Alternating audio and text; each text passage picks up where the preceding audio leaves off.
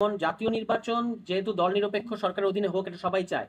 স্থানীয় সরকার নির্বাচনও যদি দল নিরপেক্ষ সরকারের অধীনে হয় সেটা ভালো হবে, কিন্তু আরো কিভাবে টেকনিক্যাল দিকগুলো এগুলো নিয়ে আমাদের আলোচনা করতে হবে।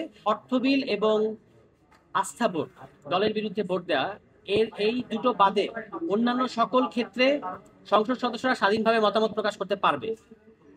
এটা আমরা বলেছি আমাদের জায়গা থেকে। আরো কথা এসেছে যে সংবিধান সংশোধনী এবং রাষ্ট্রপতি নির্বাচনের ক্ষেত্রে 70 অনুচ্ছেদ প্রযোজ্য হবে কিনা। আমরা বলেছি যে এটা সংবিধান সংশোধনীর প্রযোজ্য হওয়া উচিত হবে না। তার কারণ হলো এই সংবিধান সংশোধনী এবং যখন 70 অনুচ্ছেদ একসাথে কাজ করে তখন আসলে এমন সব সংশোধনী দলগুলো আনে যার মধ্যে দিয়ে বাংলাদেশ রাষ্ট্রে ইতিপূর্বে অনেকগুলো সংকট তৈরি হয়েছে। এই কারণে সংবিধান সংশোধনীর ক্ষেত্রে দলের পক্ষে থাকাটা বাধ্যতামূলক কিনা হবে কিনা একটা সংসদ সদস্যের জন্য, এটা আরো আলোচনার দাবি রাখে। এই কারণে আমাদের সর্বশেষ পজিশন হচ্ছে যে সরকারের স্থিতিশীলতা এবং সংসদ সদস্যদের স্বাধীনতা, এই দুটো জিনিসই গুরুত্বপূর্ণ। এই কারণে অর্থ বিল ও আস্থা ভোট ছাড়া অন্যান্য সকল ক্ষেত্রে যে কোনো সংসদ সদস্য দলের বিরুদ্ধে ভোট দিতে পারবেন। বলা হচ্ছে তিনটি বিষয় ঐক্যমত হয়েছে, তাহলে কি? না, তিনটি বিষয় ঐক্যমত হয় নাই, তিনটি বিষয়ে প্রস্তাব আছে। এই মানে আস্থা ভোট, অর্থ বিল এবং সংবিধান সংশোধনী, এই তিনটা প্রস্তাব এসেছে। কিন্তু আজকের হাউসে এবং রাষ্ট্রপতি নির্বাচনটা আজকে নতুন করে এসেছে। তো রাষ্ট্রপতি নির্বাচনটা যদি আমরা বাদও রাখি, তিনটা মূল বিষয়, তার মধ্যে সংবিধান সংশোধনীর ব্যাপারটা আলোচনায় এসেছে, কিন্তু বেশিরভাগ দল এখানে আসলে এই ব্যাপারে বলেছেন যে সংবিধান সংশোধনীর ক্ষেত্রে সদস্যদের স্বাধীনভাবে মতামত প্রকাশ করতে দেওয়া উচিত। আর এই ব্যাপারে যদি সিদ্ধান্ত নিতে হয় তাহলে আরো কথাবার্তা বলতে হবে। দুটো ব্যাপারে সবাই একমত হয়েছে।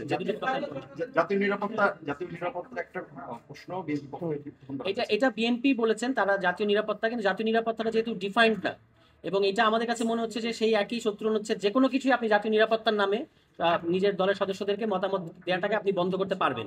এই কারণে এটা দরকার আছে বলে আমরা মনে করি না। যখন সত্যি সত্যি দেশে কোনো সংকট তৈরি হবে সেই ক্ষেত্রে আসলে এমনি একটা কনসেনসাস তৈরি হয়ে যায়, সেজন্য 70 অনুচ্ছেদের কোনো প্রয়োজন নাই। স্থানীয় নির্বাচন নিয়ে আপনারা কি মনে করেন? স্থানীয় সরকার নির্বাচন নিয়ে এখনো আলোচনা হয়নি। সরকার অধীনে এটা আমরা আগেও বলেছি যে এটা যে কোনো দল নিরপেক্ষ, যেমন জাতীয় নির্বাচন যেহেতু দল নিরপেক্ষ সরকারের অধীনে হোক, এটা সবাই চায়। স্থানীয় সরকার নির্বাচনও যদি দল নিরপেক্ষ সরকারের অধীনে হয় সেটা ভালো হবে, কিন্তু আরো কিভাবে টেকনিক্যাল দিকগুলো এগুলো নিয়ে আমাদের আলোচনা করতে হবে।